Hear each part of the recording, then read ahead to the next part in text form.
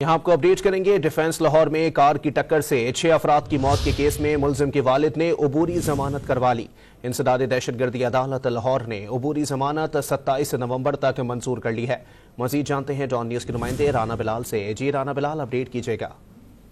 بالکل، ڈیفنس میں کار کی ٹکر سے ایک ہی خاندان کے 6 افراد کی ہلاکت کے مقدمے میں پیشرفت سامنے آئی ہے۔ ملزم افنان کے والد شفقت علی نے گرفتاری سے بچنے کے لیے لاہور کی انسداد دہشت گردی عدالت سے عبوری ضمانت کروا لی ہے۔ انسداد دہشت گردی عدالت نے پولیس کو 27 نومبر تک ملزم شفقت علی کی گرفتاری سے روک دیا ہے اور آئندہ انسداد دہشت گردی عدالت نے اس مقدمے کا مکمل ریکارڈ بھی طلب کر لیا ہے۔ عدالت نے 1 لاکھ روپے کے مچلقوں کی عوض ملزم کی درخواست ضمانت منظور کی ہے۔